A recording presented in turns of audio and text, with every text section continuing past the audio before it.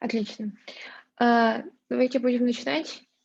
Сегодня у нас по плану было поговорить про разные кроссязычные, мультиязычные и мультимодальные модели. Вот.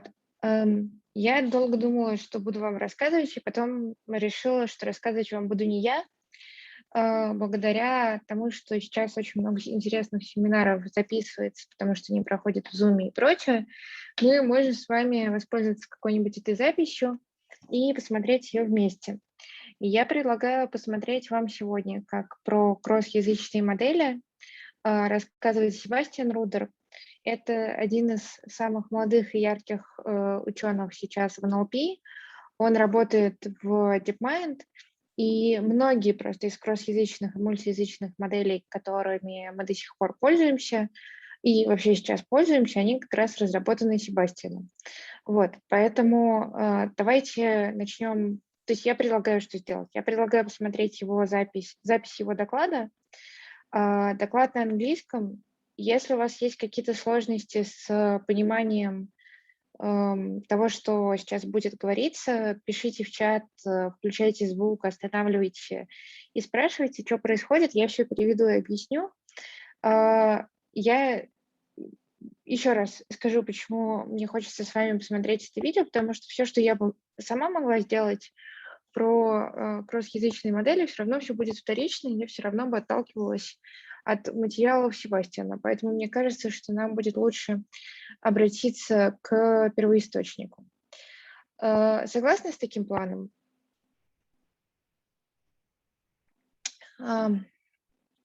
Хорошо.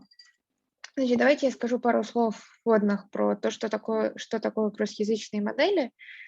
Значит, мы с вами все знаем, что вот есть модели языковые типа BERT или Роберта или XLNet или какие-то другие модели, с которыми мы работали для английского, например. Мы знаем, что есть модели для русского, например, Руберт Инди Павлова или Роберта, по-моему, из Сбера, но на самом деле есть еще это модели моноязычные. То есть это модели, которые направлены на работу с одним языком. И, как правило, такие модели делают для больших языков, для тех, для которых много ресурсов, то есть где большая Википедия, где много текстов, написанных на этом языке в интернете и прочее. Русский по каким-то оценкам примерно второй язык в интернете, поэтому естественно, что мы можем пользоваться моноязычными моделями. Но есть языки меньше, для которых настолько мало данных, что модель обучить с нуля невозможно. И отсюда появляется идея, что давайте мы соберем вообще все, что есть в вебе, на всех языках, и обучим одну большую модель, которая будет работать со всеми языками. И у такого подхода, с одной стороны, много всего интересного, потому что действительно можно запускать всякие мультиязычные эксперименты, когда мы обучаемся на английском, например, а тестируемся на языке поменьше, например, на французском, но есть и свои сложности. Вот, давайте я дальше виртуально передам слово YouTube и начнем смотреть. Еще раз скажу, что если есть какие-то сложности, не понимаете, что происходит, сигнализируйте, остановимся. Времени у нас с вами достаточно много. Как видите, доклад длится 50 минут. Мы все успеем посмотреть в любом случае, тем более, что там в конце, наверное, вопросы какие-то. Вот, поэтому, если что, просто останавливайте, будем обсуждать, что происходит. Все, хорошо, поехали.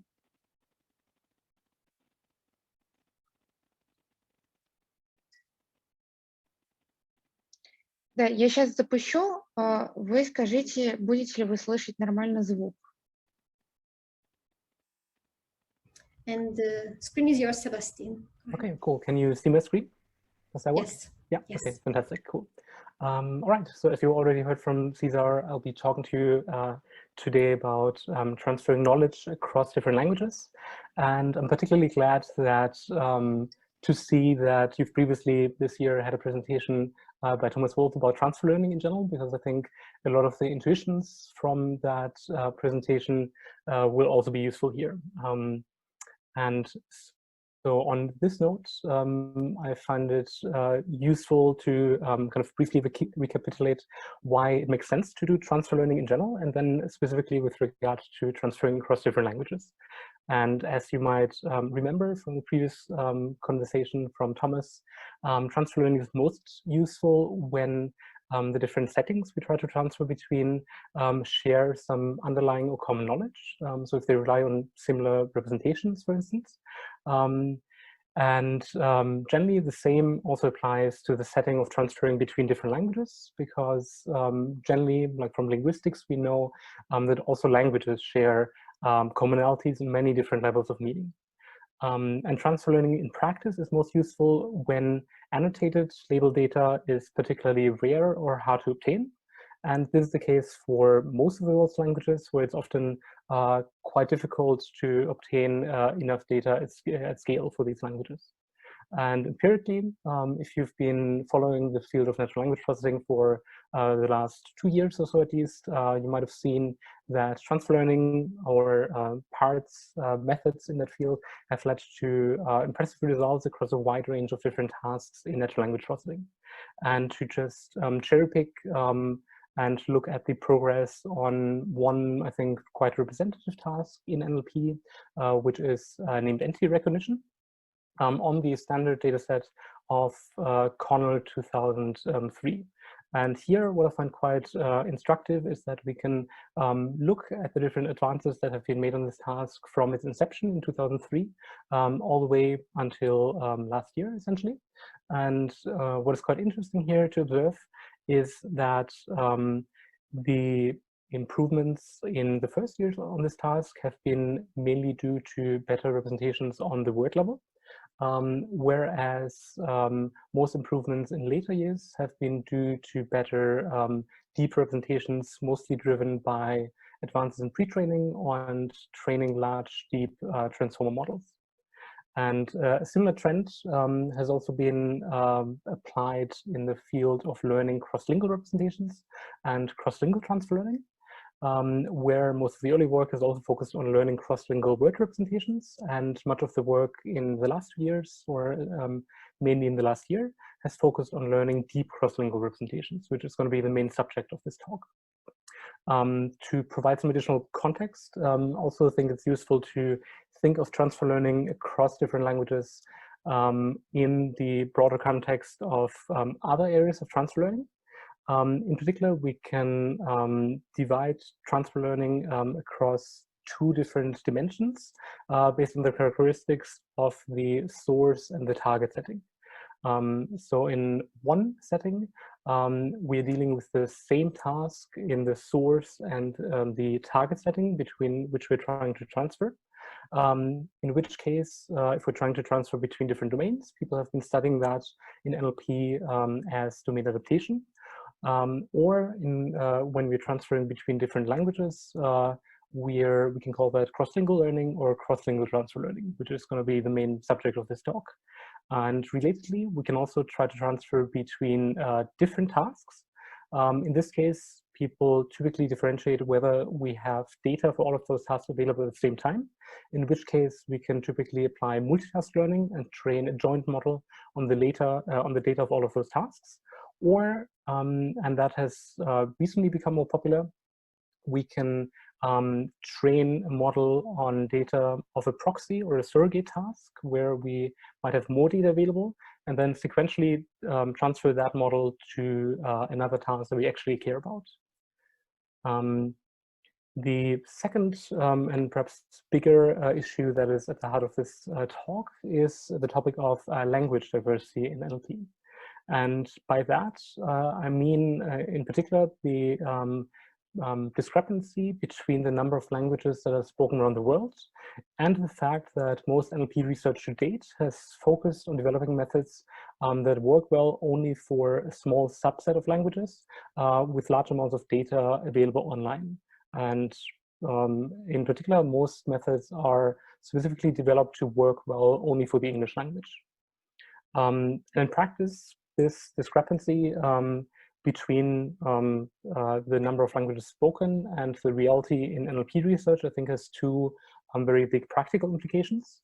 The first one being that by focusing only on a subset of languages, we're systematically excluding more than 3 billion speakers of lesser resource languages around the world.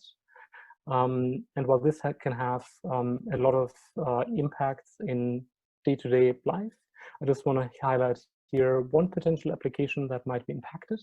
If in a post-COVID era, or in an era where we can actually go out for dinner properly, and we're in a large city such as New York, and we're looking for a place to go for dinner, we can make a query in a popular maps application and are provided with a number of options in a high-usage language. We can make a similar query in another high-usage language such as Spanish and would be provided with a similar set of options. But now if we make an identical query in a language with much fewer data, such as Basque, we're provided with no options at all. And given that this is a problem even for data that is as commonplace as data about restaurants, for a language that is still European, so arguably more resourced than most of the other world's languages, you can imagine what big of an impact this has for most of the world's other languages with data that might be much more critical to people's lives, such as data about clinical or healthcare information. And secondly, I think also as a community, we've really built our models with assumptions of the English language in mind. So the inductive biases and the way we've designed our methods can really have been overfit to properties of the English language. So even though we've seen very stark improvements in recent years on a wide variety of different benchmarks, such as NER, or here you can see the progress on question answering, most of these results have really only been achieved for this small set of high resource languages. And it's really not at all clear how well our methods actually generalize or perform for most of the world's remaining languages. The solution in the general paradigm that I'll be talking about for the remainder of this talk focuses on learning cross-lingual representations. And you can see this kind of in contrast to more classical approaches in NLP, which typically resort to training language-specific models and applying language-specific preprocessing and feature engineering. And in contrast, now in the era of neural networks and representation learning, the preferred paradigm instead is to learn vector representations and embeddings of words or concepts in different languages, and then apply this transfer learning formula that has been so successful in English as well to these multilingual representations that we've learned. And this transfer learning formula, which you might remember from Thomas' talk, essentially consists of 2 main steps. In the first step, given a large unlabeled corpus of text, you would use your representation learning method of choice, such as a word embedding method like word2vec, or a deep neural network-based method such as BERT, to learn general purpose representations from this data. And then, given that you've learned these general purpose representations, provided with some number of manually annotated human correlated labels, you can then fine-tune your model on these labels to obtain a model that does reasonably well on a given downstream task of interest. Now, in the cross-lingual setting, the current state-of-the-art approach, or the main way people have been tackling this multilingual transfer learning setting recently, essentially also consists of these 2 steps with a final third step of cross-lingual transfer. So in this case, again, in the first step, we try to learn general purpose, now multilingual representations that capture joint knowledge in the same shared space across different languages.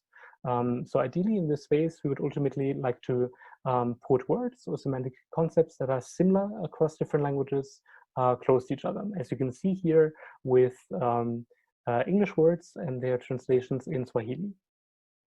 In the second step, then, we would learn some amount of task-specific parameters on top of this model to adapt this model to the corresponding target task of interest, such as you can see here with the common task of natural language inference, where we try to predict a relationship between a natural language premise and a hypothesis into one of 3 different categories.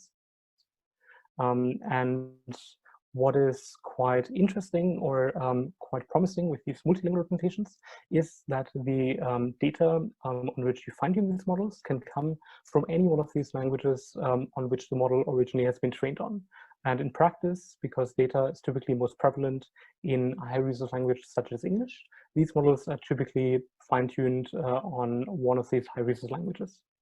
And now, and another design choice here in practice is that if you're concerned that during fine-tuning, the model might forget some of this multilingual information that it has acquired during pre-training, people also in the past, mainly for learning word-based representations, have also resorted to freezing these joint multilingual parameters to make sure that the model does not forget any of its cross-lingual information it has learned in the previous step.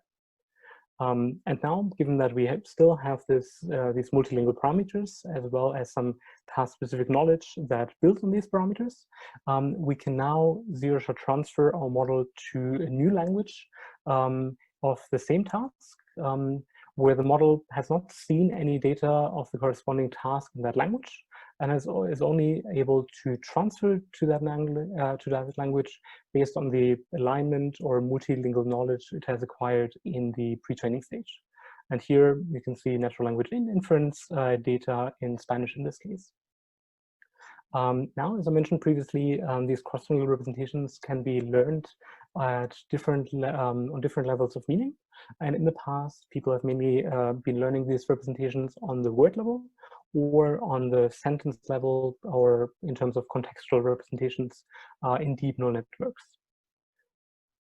And in this talk, I'm mainly going to be talking about state-of-the-art approaches in this line of work, which mainly, as you might imagine, consists of learning deep contextual multilingual representations. However, I still think it's quite useful to be aware and knowledgeable about the predecessors, so these word-based counterparts, as a lot of the assumptions and lessons people have taken away from learning word-based cross-lingual representations still have impact and play a role for contextual representations as well. So if you would like to learn more about these topics, I've co-written a journal paper and co-given a tutorial at E.L. last year, which are quite useful points of reference on this topic. Now for the remainder. Давайте мы сейчас сделаем паузу. Ребят, если у вас есть какие-то вопросы или что-то, что вы хотели бы сейчас обсудить, давайте скажите что-нибудь. Вдруг что-то непонятно или что-то не так.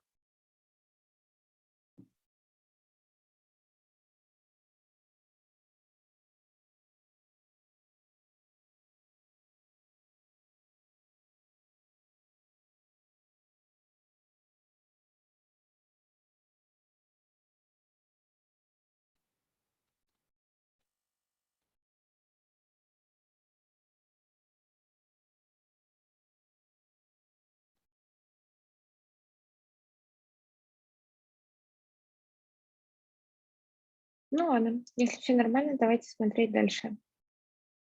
Точно все нормально? Вы какие-то совсем не живые. Окей. Да, все понятно. Хорошо. Talk. I'm firstly going to be talking about generally ingredients that we know at the moment make these current cross-lingual models work in practice. Then I'm going to be talking about an approach that I think is particularly promising for adapting existing monolingual or multilingual models to your particular language of interest, specifically for languages where there might not be a lot of data available in practice. And lastly, I'm going to be talking a bit more about how we can actually evaluate these models in practice and about some of the limitations and weaknesses in the settings where they currently fail to perform well on. Now starting with the first part of the talk, I'm going to give you a bit of background about one of the kind of core methods or standard models that people have been using in this line of work recently. And as you might imagine, with most ongoing state-of-the-art work in NLP, it also relates in some way to BERT. And for those of you who might not be that familiar with the BERT transformer model, I'm briefly just going to review the main parts that are of interest for this part of the talk. In particular, BERT is a large pre-trained transformer model where that consists of multiple stacks of transformer layers. Where the kind of most relevant part here is that the input representations of BERT consist of 3 different components. We first have a token level representation that approximately corresponds to previous word level representations that we've learned with approaches such as word2vec. Then we have position embeddings that roughly allow the model to learn something about where the corresponding subword occurs in the sentence. And then we also have segment embeddings to allow the model to differentiate between pairs of sentences. This model is generally pre-trained using masked language modeling, where a random fraction of words in the input is randomly masked, and the corresponding masked words are then predicted in the output. In the second step, in which BERT is typically applied, and that kind of corresponds to this transferring recipe that I showed in the beginning, we generally fine-tune again BERT on data of a task of interest, such as again natural language inference here, and then evaluate the model on that task, and can typically expect close to or relatively state-of-the-art performance that way. Now, this BERT model also has been applied in the multilingual setting, in which case, unsurprisingly, it is known as Multilingual Birds. And Multilingual Birds is very similar to its monolingual counterpart. The main differences mainly depend on the particular characteristics of this multilingual setting. Because now, given that this model is now not only trained on data in English, but sees during its pre-training data in many different languages, the initial subword-based vocabulary that this model uses is now not only specific to English, but shared also across these different languages. And the main side effect of this instance is that now subwords that are spelled the same across different languages are also associated with the same embedding and the same ID across different languages. So the model ultimately, by using this shared subword vocabulary across different languages, essentially learns the same representations for similarly spelled subwords in different languages.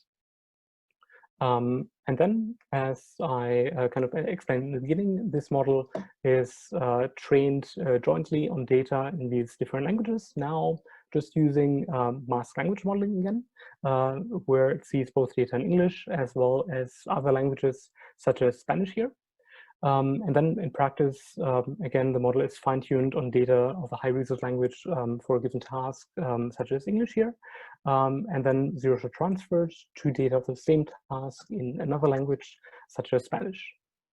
And now, if this is the first time that you've seen or heard about this model, one thing that might seem perhaps quite surprising to you is that this model, or this general design principle applied one-to-one to the multilingual setting, is able to learn or to work at all and to learn at all useful representations. Because in practice, the pre-training here that you can see, the masked language modeling, never obtains any information about which words correspond to each other, or which words are translations of each other across different languages. So the only thing it sees ever is only individual sentences or pairs of sentences in each individual language.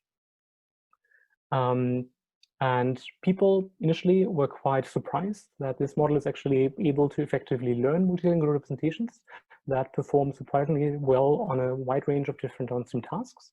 And some initial studies have sought to analyze the reasons for this behavior. And in particular, what they found, or mainly hypothesized, was that that this behavior is mainly related to 3 different components. The first one being these shared subword tokens that I mentioned in the beginning, essentially serving as anchor points which allow the model to figure out or to learn an initial alignment that might be useful, as often similarly spelled words in different languages have also similar meaning. And then based on these initial anchor points, the model, through joint learning then, would be able to, through co-occurrence information, would be able to learn alignment for co-occurring words, and ultimately be able to learn multilingual representations that go beyond just only memorizing the vocabulary in different languages. And we sought to perform a study to analyze and probe these different criteria a bit more closely by contrasting them with an approach that also learns multilingual representations without any of these components. And what we found was that none of these components actually in practice necessary for learning useful multilingual representations. And in practice, the model that we designed here effectively as a counterpoint approach learns multilingual representations in a post-hoc manner, so without joint training, by being first trained on one language and then on another, without shared vocabularies. And just to walk you quickly through how the model briefly works, it's essentially very, very similarly to the monolingual model applied in the multilingual setting. So we start out with a bird model that was trained on using mass language modeling again on data of the source language, which is English here. And then in the second step, we, for a new language, we again apply this model to the new language here using masked language modeling, and in this case freeze all of the existing parameters of the model except for the token level representations. So the only thing that we now learn from scratch for this new language are these token level representations that can roughly encode some lexical information in the new language, such as Spanish here. Then we go through the same setup, the same process again for fine-tuning the model on a task like natural language inference here on data of the high resource language such as English. And in this case, because we really want to make sure that if the model has learned any sort of cross-lingual alignment, that we retain that actually during fine-tuning.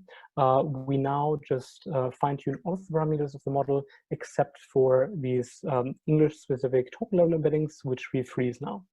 And for performing zero transfer, the only thing that we do now differently, or the only thing that we change, is that we now just replace these token level embeddings from English with their Spanish token level counterparts.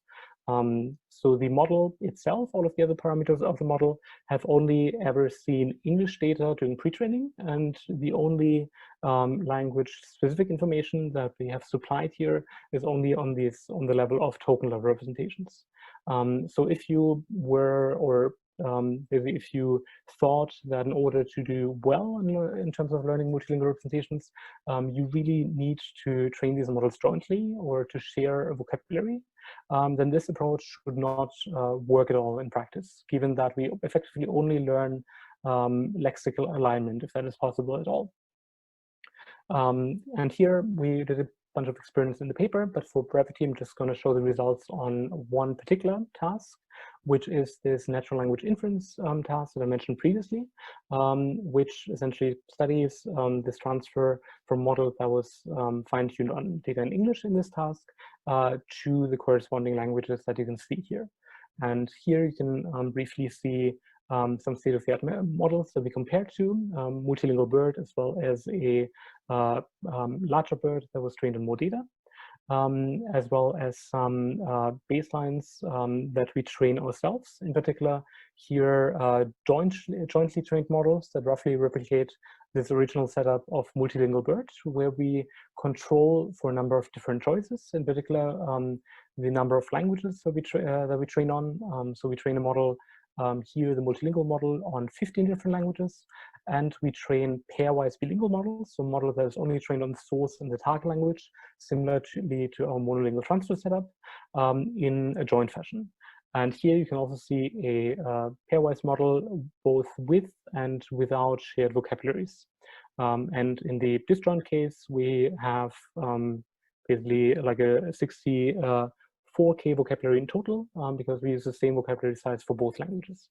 And what we can see, surprisingly, perhaps here, is that firstly, this disjoint model actually outperforms its joint vocabulary counterparts. Actually, not sharing vocabularies is beneficial here. And if we then compare this model to our monolingually transferred model here, we can see that the base model achieves performance that is slightly below our joint baselines.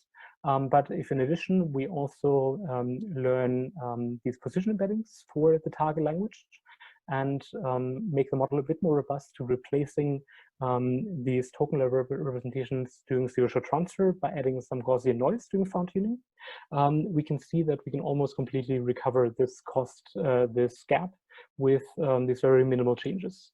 And so in overall, I think this demonstrates that this monolingually transferred method is surprisingly competitive with jointly trained models, which was previously kind of the main way we thought it was possible to learn these multilingual representations. So to sum things up here, we've seen generally competitive performance with this method across different tasks. And in particular, this sort of lexical alignment generalized surprisingly well across different languages, and for us really calls into question to some extent how general the multilingual representations are actually that models like Multilingual Bird are actually learning in practice, if we can match performance with them by just training or ensuring a model that simply has lexical level aligned representations in different languages. And similarly, I think on the more positive or bright side, I think this also demonstrates that monolingual representations perhaps are more useful or more transferable in practice to different scenarios. And with regards to these jointly trained methods, as we've seen, not having a shared subword vocabulary is actually more useful in practice, while training in multiple languages does not really help. And the most important factor really is how much capacity we have available in the model in the vocabulary for each individual language. So making sure that we have enough capacity for each language to learn useful token level representations. Now for the second part here, and the main motivation here, or as I've already kind of indicated, as we've already seen in the first half, often. Так, у нас есть вопрос от Тимофея. Как происходит joint learning? Давайте, значит, наверное, вопрос относится к вот этой табличке, да?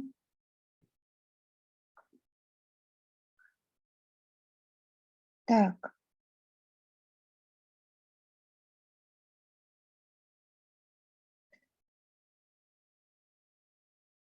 Сейчас поймем.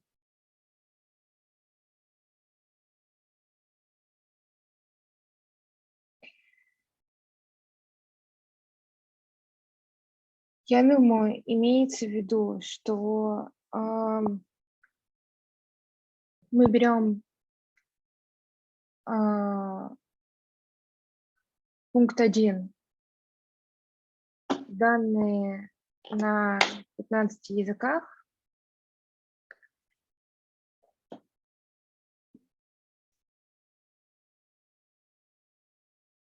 делаем для них общий словарь из 100 тысяч токенов и обучаем одну модель на этих данных. То есть кажется, что это, в принципе, некое воспроизведение того, что сделано для Multilingual Birds, просто с нуля и с ограниченным размером словаря. Тут вопрос в том, какого объема фактически делается этот словарь. Дальше здесь вот эта строка pairwise. Здесь, скорее всего, имеется в виду, что обучается некоторая модель, ну, какой-то трансформер для двух языков одновременно. Например, мы делаем трансфер с английского на испанский. Соответственно, мы берем совместный какой-то словарь на 32 тысячи токенов, потому что здесь написано join 32К вакап, значит, на эти 32 тысячи токенов и обучаемся на, значит, с учетом этого словаря,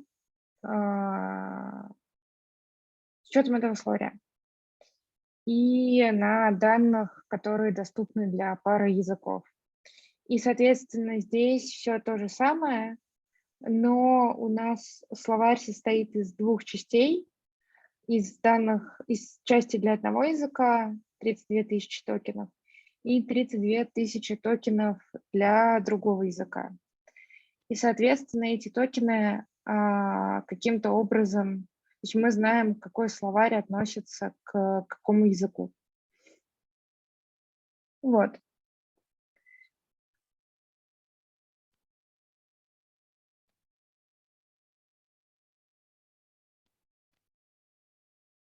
Тут еще на самом деле в этой табличке интересный вопрос, это что такое XLM. Себастьян сказал, что это BERT, но побольше. Это на самом деле не совсем правда. Это модель такого же размера, как BERT, но фишка этой модели в том, что она обучается с помощью objective, с помощью функции, которая называется TLM, то есть Translated Language Modeling. Если вы помните, как устроен BERT, на вход мы подаем пары предложений. Вот в XLM эти пары предложений берутся из параллельного корпуса. То есть предполагается, что для, скажем, английского и испанского есть достаточно большой параллельный корпус. То есть у нас есть предложения на одном языке и их перевод на другой язык. И, соответственно, что делается внутри XLM? У нас есть предложение на английском, в нем мы ничего не маскируем. Есть предложение на испанском, в нем мы маскируем какое-то слово. И модель должна, глядя на испанский контекст и на английское предложение, научиться восстанавливать слово на месте маски. Это, в принципе, задача похожая на задачу BERT, но интересно в ней то, что используются параллельные данные. Проблема, почему эта модель, которая называется XLM, не очень широко распространена, в том, что не для всех пар языков, для которых мы бы хотели иметь мультиязычную модель, есть достаточное количество параллельных данных. Поэтому вы можете часто сейчас встретить в литературе и везде модель, которая называется XLM-R. Это следующее поколение XLM. В ней отказались от вот этой обучающей функции, связанной с машинным переводом, то есть там нет TLM. И вот XLM-R это как раз BERT, но побольше. И действительно обученный на кучу языков, просто более аккуратно обученный, чем мультиязычный BERT. И в принципе XLM-R хорошо работающая штука. Если вы будете сравнивать XLM-R, например, с Рубертом Ди Павлова, то иногда XLM-R может даже выигрывать. Вот. Поэтому XLM-R – это модель, которую я, в принципе, всячески рекомендовала бы учитывать в своих экспериментах. Вот. Она обучалась на Common Crawl 4, это почти весь собранный веб, только почищенный. Соответственно, там много русского. Но появилась она, скорее всего, до того, как делали вот эту работу. Вот. Есть ли еще какие-то вопросы про эту табличку? 1000К ведь мало для 15 языков, спрашивает Тимофей. Это БПЕ токенизация, это 100 тысяч сабтокенов для 15 языков, поэтому это не очень мало. Мы в 100 тысяч сабтокенов можем довольно много слов уложить, особенно если эти 15 языков более или менее из одного алфавита. Если они все еще из разных алфавитов, то это, конечно, наверное, мало, но в целом для БПЕ подобных токенизаций 100 тысяч не очень мало. Это не токенизация на слова.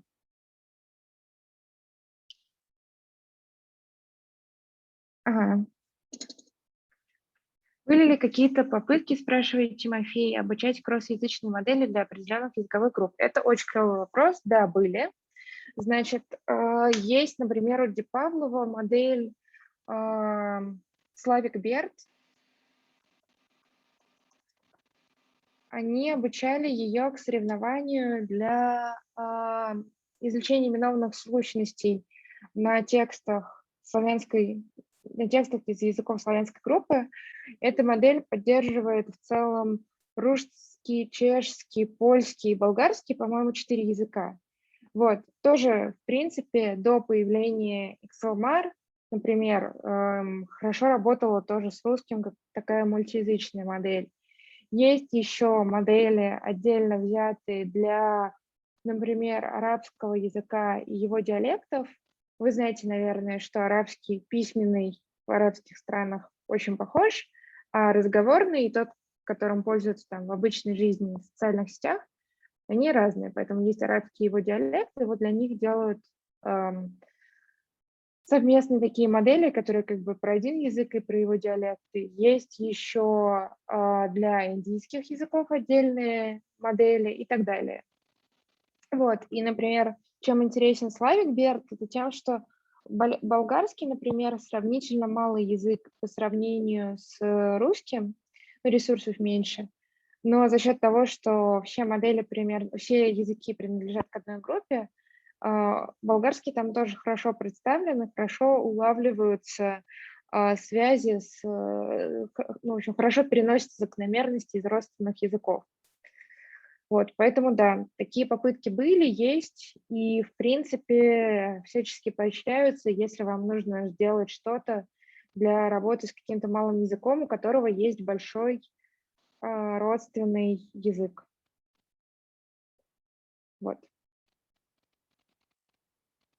Лучше ли работает XLMAR, чем Slavic Bird? Я не знаю, потому что, опять же, зависит от того, в каких задачах. Правильный ответ, наверное, был бы такой, что надо сделать submit на Russian Superglue для XLMAR, хотя, наверное, для XLMAR есть, для Slavic Bird, наверное, нет, и посмотреть, что будет происходить на Russian Superglue. Вот, это позволит нам сравнить эти две модели. И тогда дать ответ на этот вопрос. Давайте еще про XNY скажу. Мне кажется, не факт, что вы знаете, что это за датасет. Что такое задача NLI, вы уже, наверное, поняли. Пара предложений мы определяем, есть ли между ними причинно-следственная связь. XNLI – это, соответственно, датасет NLI, взятый на английском языке. Значит, train-часть там осталась на английском. Тестовую и дев-часть перевели с помощью профессиональных переводчиков, не автоматически, но с помощью профессиональных переводчиков перевели на несколько языков, а именно на 15. Так, например, если мы будем говорить о русском и английском, то, соответственно, есть трейновая часть на английском и дев и тест на русском. Соответственно, вот мы можем взять Embed, обучить на английском и протестировать на русском. Это zero-shot режим, когда до обучения на целевом языке не происходит. Соответственно, бейзлайны важные, которых нет в этой табличке, называются Translate Test и Translate Train. Очевидная идея, что если у нас есть такой датасет, как XNLI, что мы можем сделать? Мы можем взять данные на русском с помощью машинного перевода, эти тестовые данные перевести на английский, протестироваться на английском и потом смапить метки обратно на исходное предложение. Это мы переводим тест. И мы могли бы переводить train тоже автоматически, с английского перевести его на русский, взять тот же Embed, в котором есть какая-то доля русского, обучить на таком переведенном трейне и протестироваться уже на данных на русском. Кстати, что говорит вам ваша интуиция? Какой бы подход из этих двух сработал бы лучше?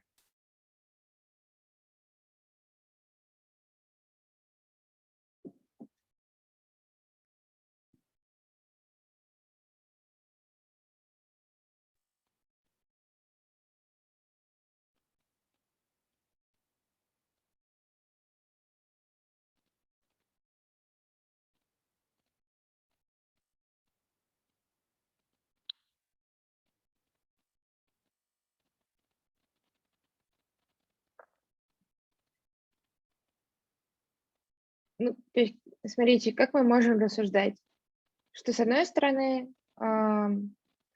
хорошо переводить обучающие данные, потому что мы сможем обучаться на том языке, на котором нам надо тестироваться, но мы рискуем тем, что модель машинного перевода внесет нам достаточно много шума в эти переведенные данные. Если мы переводим еще каким-то нормальным переводчиком, то шума будет сравнительно немного. Если мы возьмем какую-то нейросетевую open-source модель, под нормальным переводчиком я понимаю коммерческие API, там Google Translate, например. Но если мы возьмем какую-то просто обученную нейросетевую модель, то, скорее всего, она внесет достаточно много шума. И здесь нам придется обучаться на шумных данных. Когда мы переводим, соответственно, тест, чем мы рискуем? В принципе, мы мало чем рискуем, кроме того, что у нас тоже будут шумные данные, на которых мы будем делать предикты. И переводить, ну, я веду к тому, что переводить тест немножко легче, чем переводить трейн, и кажется, что для перевода теста оценки должны быть повыше. Вот. Проблемы в переводе, в таких подходах для перевода как раз в том, что, во-первых, появляется шум из машинного перевода, а во-вторых, в том, что не для каждой задачи можно использовать переводчик. Если мы делаем, например, извлечение именованных сущностей, то переводить данные очень сложно, потому что нам их нужно выравнивать между собой. Вот, поэтому для XNLI это были бы хорошие бейзлайны, но для других задачек это уже сложно. Хорошо, давайте, секундочку. Давайте продолжим, да? Есть еще вопросы?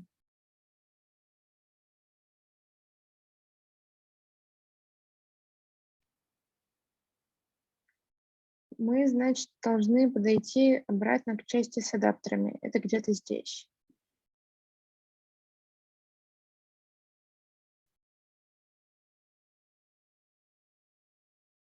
Individual language. So making sure that we have enough capacity for each language to learn useful token level representations. Now for the second part here, and the main motivation here, or as I've already kind of indicated, as we've already seen in the first half, often adding additional languages in these models is not actually that useful in practice in many scenarios. And the main trade-off, or the main term that has been used to refer to this observation is perhaps, somewhat creatively here, the Curse of Multilinguality, which really depicts the trade-off between how much capacity is in your model and how many languages the model is trained on or covers with its parameters. And in practice, people have observed that we see here, when we train these massively multilingual models on many languages, a similar phenomenon that you might also expect if you train a model on many different domains, on many different tasks using multitask learning, in that all of these languages that the model is trained on compete for the capacity of the model. So for a fixed model capacity, covering or including fewer languages in the model generally performs better on average. However, if you increase the number of similar languages in the beginning, there's a slight bump from 7 to 15 languages for languages with fewer resource data, mainly by including similar languages or similar related high resource languages in the pre-trained data, after which we generally observe a degradation based on the competition of the parameter budget. And generally, scaling these models up, so adding more capacity and making your models bigger helps with this to some extent. However, if we really want to train models that cover more than 100 languages or most of the world's written languages, it's not really practical to actually train, say, trillion parameter models in practice. Particularly if we want to actually use them in the resource constrained environments that are actually most realistic in many of these low resource languages. And state-of-the-art models currently at the moment try to strike a balance by covering about 100 languages in their pre-trained data. So by making this model useful for 100 languages while still achieving reasonable performance in most of them. And for this part of the talk, the main motivation and the main idea was to trying to find a way to bridge this gap for these massively multilingual models between the high resource and low resource language performance. And the main paradigm and the main methodology that we employed here is based on adapters and uses adapters effectively as a way to allocate language-specific capacity for the models. And adapters, if you're not familiar with them, are components that have been previously proposed and used in models in computer vision. And these adapters essentially are small bottleneck layers. So mostly they consist of a small feed-forward down projection followed by an up projection that are inserted between a model's existing parameters. So generally, here you can see for illustration a typical standard transformer layer, like you might have seen it in models such as BERT or models like Multilingual Birds, which I mentioned previously. And now, in order to add an adapter to this layer, we can insert it at different positions. But in practice, we found, and previous work has found, it to be most useful when inserted between the final layer norm and addition in this model. So the adapter layer in this case essentially consists of the feed-forward down and up projection, as I mentioned, combined with the residual connection. So the model, if the adapter is not helpful, it can simply choose to ignore the adapter using this residual connection in practice. And typically, the way these adapter parameters are trained and the main benefit you actually get from them in practice is that they are treated generally separately from the remaining parameters of the model. And adapter parameters are typically trained by taking a pre-trained body of a model, inserting these adapter layers into it, and freezing the remaining parameters of the model and only training the adapter parameters on data of a particular task domain or language that you're interested in. And in practice, what this allows you to do is to learn adapter parameters that are specific for your particular setting, while still maintaining and keeping unchanged the remaining parameter of your model.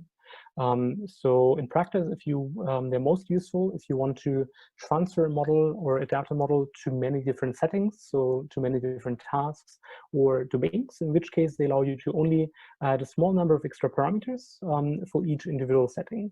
Whereas in the standard case, you would typically have to fine-tune the entire body of the model from scratch for all of these different settings. So you would have to store a separate copy of the entire model for every setting, whereas in the adapter setting, you only need to store one copy of the model and a small negligible amount of adapter parameters in each specific setting. How this looks like in practice or in the multilingual setting here is that we can use these adapter parameters to learn transformations that adapt and make the underlying model more suitable to a specific target setting of interest. So in our case, we might fine-tune, we might train these adapter parameters using a task that allows us to learn language-specific representations like masked language modeling, to learn language-specific transformations that are specific to a particular language, such as English on the left or Quechua here on the right, using these adapter layers.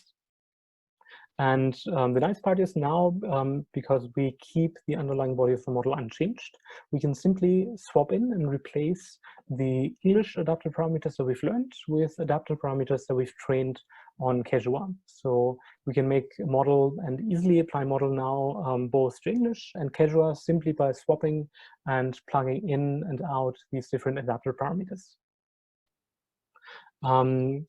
Now, the other thing that is that we introduced here is a specific set of adapter parameters focused on adapting the embedding level representations.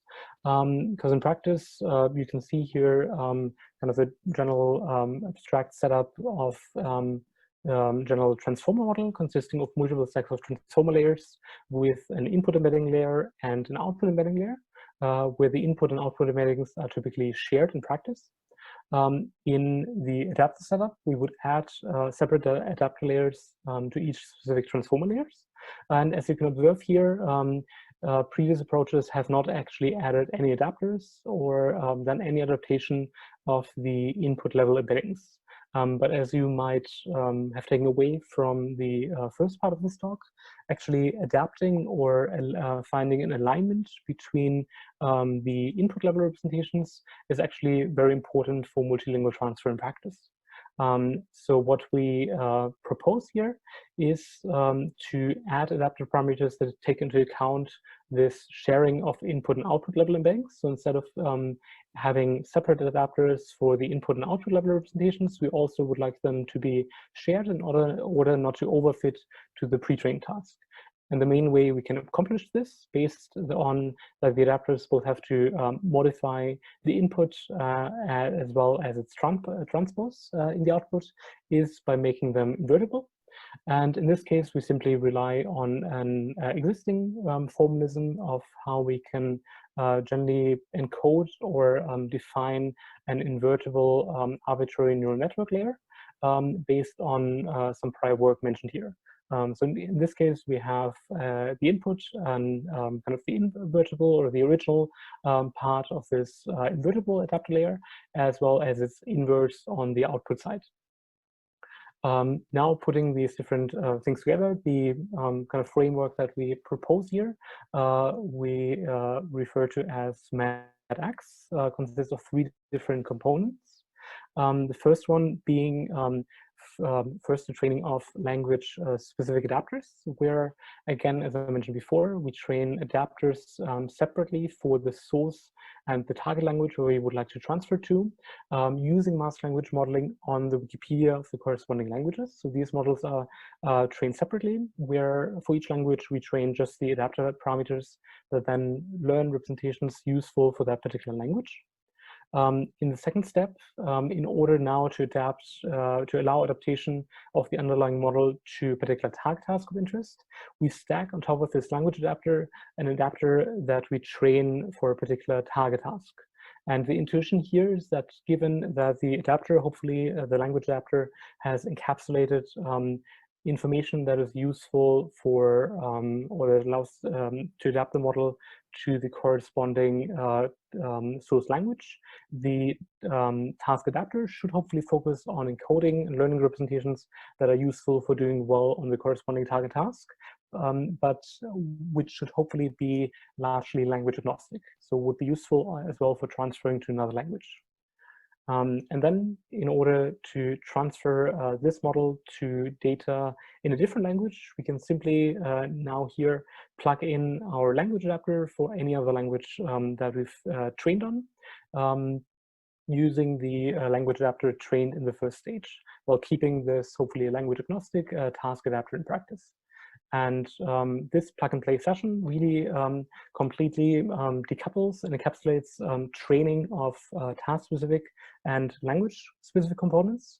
So in practice, we only have to learn these language-specific adapters for our given language of interest once, and for each task as well, only one time.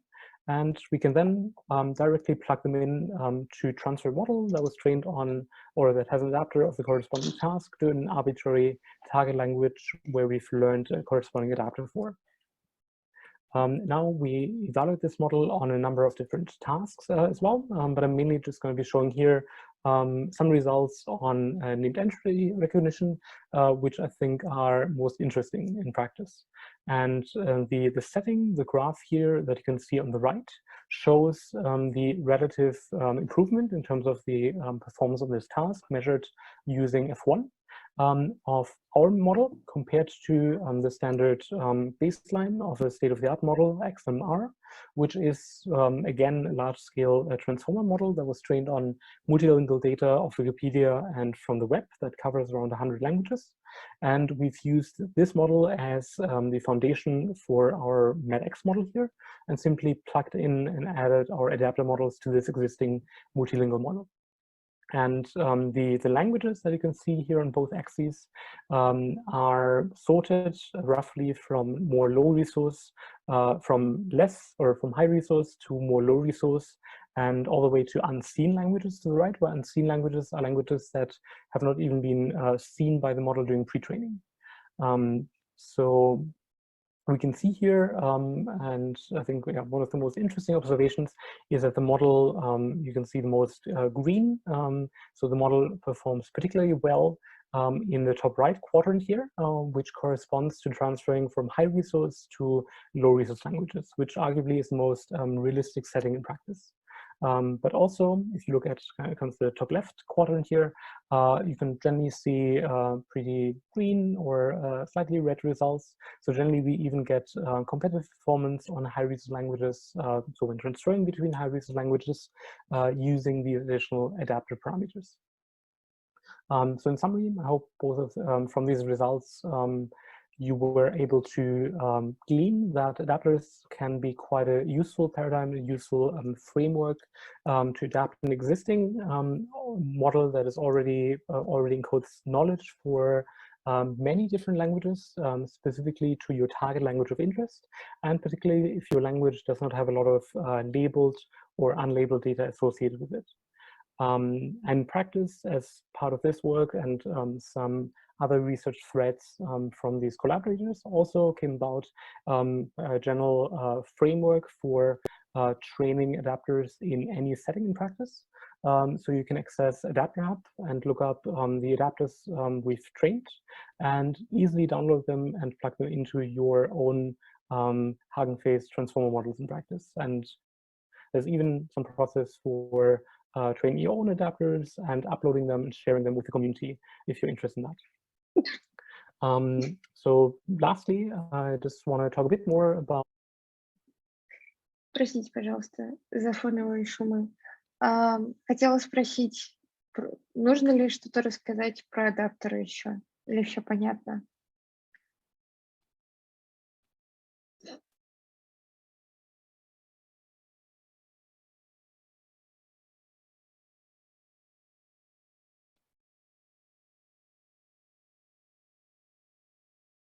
Хорошо. Тимофей говорит, что вроде бы все понятно. Ну, смотрите, время у нас еще есть немножко. Давайте я для своего спокойствия скажу. Просто вернемся к вот этой схеме, например. Что идея очень простая. Вся модель, все, что здесь нарисовано серым, голубым и желтым, замороженное, в нее мы втыкаем маленькие новые добавления, два новых слоя.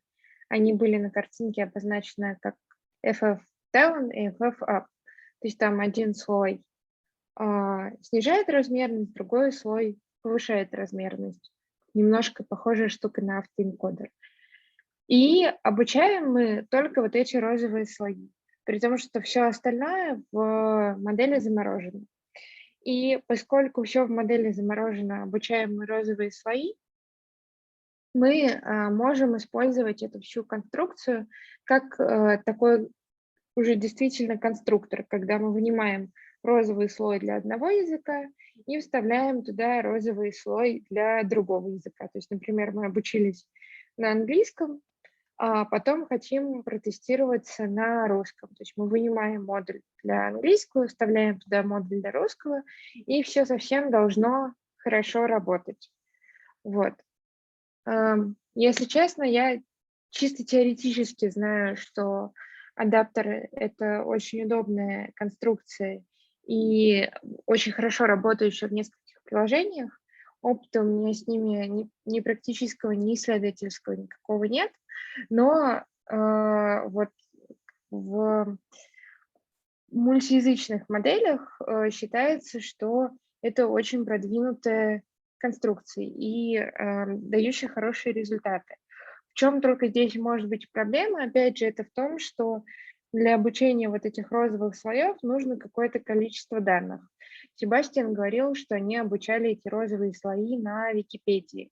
Но понятно, что для совсем малоресурсных языков нету даже и Википедии. То есть если у нас нет какого-то небольшого набора, ну, какого-то там осмысленно небольшого корпуса, на котором мы будем обучать эту модель, ничего из этого дела работать не будет. Вот. Тогда давайте, пока есть еще новое место, если есть какие-то вопросы, задавайте. Если нет, то вернемся сюда. On adapters and uploading them and sharing them with the community. If you a bit more about just some broader challenges in this area and specifically a bit more broadly evaluation of these cross-lingual models. And here specifically I want to talk about Extreme, which came about from the observation that most of these previous models, so multilingual methods in this area, until very recently, have been evaluated mainly looking at a limited set of tasks, so mostly focusing on translation or classification tasks, and looking at favorable conditions, so looking at similar or related languages or similar domains. And generally, we found that a large-scale benchmark that can be used to actually accurately measure and get a robust measure for cross-lingual transfer and cross-lingual generalization performance has generally been missing. So you can imagine a similar benchmark compared to GLUE or SuperGLUE in the monolingual transfer setting in English, also in the multilingual transfer scenario, which is essentially what this Extreme benchmark here aims to do. And Extreme itself is mainly an aggregation of existing multilingual datasets that cover different categories of NLP tasks that require different levels to model different levels of meaning. And you can see them roughly in the bottom here, ordered in terms of their the complexity of natural language understanding that might be required to solve them. And after evaluating models on Extreme on these different constituent tasks, we then have a general measure of a model's underlying cross-lingual generalization ability. And to give a few more details on this benchmark, we try to follow a number of different design criteria when selecting the tasks and languages. With regard to the tasks, we try to leverage tasks that are easy for humans but hard for current models to solve. That rely on modeling diverse phenomena in natural language processing that are still comparatively efficient to train, so that even practitioners that are working on low-risk languages or with fewer amounts of compute can still train the models on them and evaluate on them, that are inherently multilingual and that are generally accessible to use. And for the selection of languages, we try to strike a balance between having enough label data or enough unlabeled data available to learn high quality representations while trying to maximize the diversity of languages that we're covering. And as a result, this benchmark covers 40 languages from 14 different language families that together use 12 different scripts. The scenario that we've used for evaluation is similar to what I've mentioned before, in that we look at the zero-shot cross-lingual transfer performance of these models. So we take a model that was pre-trained on multilingual data in different languages. We then fine-tune it on data of a corresponding task in English, and then evaluate it via zero-shot transfer on data of the same task in other languages. And in practice, we found that this is quite, at least computationally efficient to get the performance or to obtain an impression of the performance of one model on a lot of different languages, because you only need to train a model once and can then directly evaluate it on all other languages. We've evaluated and compared a number of state-of-the-art multilingual baselines, mainly models I mentioned before, which are essentially variants of multilingual transformers pre-trained on large amounts of unlabeled data. And we've also looked at the impact of using translations, both for translating the source and the test data to the source and the target language respectively. But for brevity, I'm just going to briefly highlight here some patterns in terms of the performance of the best performing baseline, which is XLMR, which I've also mentioned in the previous section. And here in this chart, you can see the performance of this best performing model, XMR, across the different tasks and languages, where each data point represents the performance on a particular task in a given language. And the legend roughly clusters them based on the language family. And what you can see here is that the model achieves close to human performance in English. So human performance being here the red star, and English performance being the golden cross. So it achieves close to human performance on the easier sentence classification task on the left. But even performance in English is still further away on the more challenging question answering type of tasks. We can also generally observe that there's quite a substantial gap between performance in English and performance on these other languages here. While this gap is, or the range is quite a lot smaller for sentence classification tasks. So for the easier tasks, even performance in other languages comes closer to English performance, whereas we observe a much wider spread in results for the sequence labeling and retrieval tasks. And specifically, I find that quite surprising that even for these sequence labeling tasks, there's such a large spread, given that these tasks are quite easy in the few-shot or monolingual setting. So both part of speech tagging and named entity recognition models achieve performance in the 90s, kind of in general. But in terms of transferring between different languages, models seem to struggle in particular between transferring structural or syntactic information, at least the current generation of models. Breaking down performance by language family, we can see that, as perhaps expectedly, models perform well or best on Indo-European language families, which typically have a lot of pre-trained data and unlabeled data on the web associated with them, and comparatively poorly on languages with fewer resources, such as African languages or languages with different scripts. And overall, these state-of-the-art methods still have many limitations for distant languages. So in our scenario, languages that are linguistically dissimilar from English, and languages with limited amounts of pre-trained data.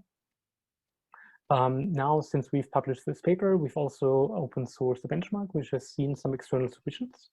And what I think is quite interesting here, that compared to our best performing baseline XMR, there's been a substantial jump already in recent months in terms of average performance on this benchmark task. And in particular, the largest jump has been achieved specifically for sentence retrieval tasks, which have mainly profited from using additional sentence level data and parallel data. So using translations for either pre-training or fine-tuning these representations, which is quite, which is generally useful or generally most similar to this cross-lingual sentence retrieval task, where we, given a source language, have to identify its corresponding translation from a pool of target language sentences. Now, if this piqued your interest and you're interested in using or evaluating on this benchmark, we've made available some scripts that build on Hugging Face transformers, and also scripts that you can use to download and fine-tune models easily on this data. And in addition, we've also released some automatic translations that are high quality for all of the 40 languages for the different tasks in this benchmark. Now, in conclusion, just to summarize the main takeaways here, as I mentioned in the first part, a shared vocabulary is not actually, in fact, necessary for learning these multilingual representations, and we can obtain unexpectedly good performance by transferring with monolingual representations. Secondly, adapters, I think, are quite a versatile paradigm for allocating language-specific capacity, and I think are going to be particularly useful for transferring to low resource settings. Thirdly, these days, cross-lingual transfer learning still has many challenges, particularly when it comes to generalizing to low resource languages or to more structural types of tasks. And lastly, I hope you've obtained the impression that Extreme might be able to provide a window into models, perhaps true cross-lingual generalization performance, and the code and the leaderboard are available under those links. So with that, here are some references if you want to learn and read up on some of the papers that I mentioned. And with that, I want to thank you all for your attention, and thank all of my collaborators for for collaborating with me on these exciting projects. Ну, собственно, все, что нам хотел рассказать Себастьян. Традиционно спрошу, есть ли у вас какие-то вопросы. Я пришлю в качестве фоллоуапа еще несколько ссылок вам, точнее, добавлю их в Notion. Но в целом, не считая того, что Себастьян не останавливался на нескольких очень конкретных архитектурах, мне кажется, это прекрасный обзор того, что происходит в мультиязычном NLP. И надо сказать, что по моим ощущениям, несмотря на то, что ему около года, он все еще актуальный, потому что не сильно, то есть парадигма оценок и оценок мультиязычных моделей и мультиязычные датасеты и все то, что происходит, в принципе, осталось примерно на том же месте. Из значимого, что произошло за последний год, это появление мультиязычного Барта и мультиязычный Т5. Мы говорили не так давно с вами про эти две сек-ту-сек модели. Вот теперь они есть мультиязычные, поэтому в мультиязычном виде, поэтому мы можем теперь упражняться в разных мультиязычных сек-ту-сек задачах. Вот. Наверное, да, еще Себастьян опустил некоторый пласт работ, касающийся интерпретации мультиязычных моделей, например, как из мультиязычной модели вывести дерево близости языков. Вот на это все я вам пришлю ссылки, сможете посмотреть. Если есть какие-то вопросы, то давайте, если нет, то спасибо, наверное, от лица Себастьяна за присутствие. Так, Тимофей спрашивает. Понятно, что мультиязычные модели – отличный вариант для работы с малоресурсными языками. Может ли быть так, что обучение на нескольких языках улучшает работу с богато представленными языками? Это хороший вопрос на самом деле. И на примере русского, который не самый однозначный в плане ресурсов язык, то есть у нас очень много данных, но очень мало размеченных данных. То есть в каком-то смысле русский богатый язык, и обучаться на нем языковые модели хорошо. С другой стороны, малоресурсный, потому что тестировать особо не на чем. Вот на примере русского мы можем об этом, в принципе, порассуждать. Я бы сказала так, что однозначного какого-то мнения нет. То есть, если, например, мы хотим тестироваться в каких-то датасетах типа X и Y, то, естественно, мы выигрываем, если эта модель мультиязычная, мы можем как-то привлечь обучение еще на английском. Если у нас есть достаточное количество обучающих данных для конкретной задачи на русском, то, скорее всего, модель на русском непосредственно будет лучше работать. Тут еще надо учитывать, что мы не можем так просто сравнивать между собой модели, потому что есть некоторый вклад со стороны тех, кто обучал эти модели, в том плане, что где-то, например, Common Crawl чистит лучше, где-то Common Crawl чистит хуже, и вот мы не знаем, в какой модели больше мусора, и, например, может быть так, что мультиязычная модель лучше работает, на русском в том числе, за счет того, что Common Crawl, на котором она обучалась, почищен лучше, а там какая-нибудь модель, обученная двумя первокурсниками на плохо очищенном Common Crawl для русского с нуля, будет работать немножко хуже. Вот, то есть тут нет такого однозначного ответа, потому что условия тоже обучения моделей не совсем равные.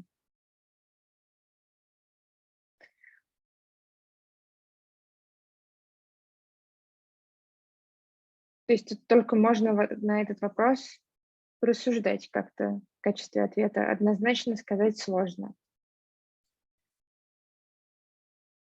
Спасибо, Тимофей.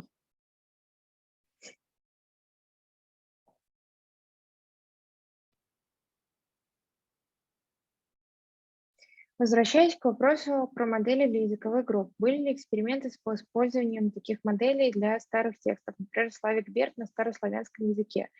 Интуитивно кажется, что может получиться интересно. Может быть, к сожалению, старославянского не так много вообще доступно. Я думаю, что единственный датасет, который доступен, это синтаксический корпус в составе UG3 банка, если я правильно помню. Я не помню, там старославянский или древнеславянский, древнерусский. Вот не помню. Но про эксперименты не знаю, было бы очень интересно их провести. Дизайн продумать достаточно легко. Если хотите, можем что-то такое соорудить.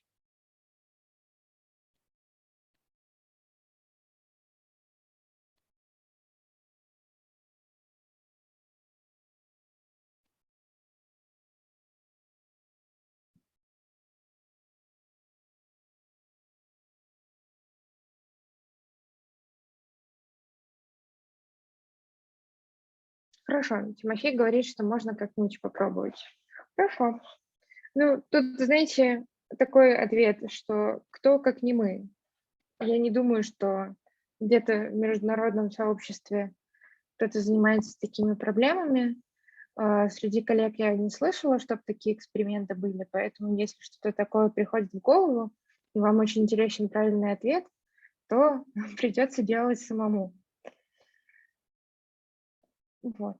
Ну хорошо, тогда давайте расходиться. Я не знаю, о чем мы поговорим с вами на следующей неделе. Я надеюсь, что будет что-то довольно интересное. Вот. И тогда до встречи на следующей неделе. Все, спасибо вам за внимание и за участие. Спасибо. Оставите ссылочку где-нибудь в канале на вот это видео. А я в Notion сейчас залила, пока мы с вами тут сидели. Я вроде бы залила ссылку на видео в Notion. Сейчас проверю еще. Обязательно все оставлю.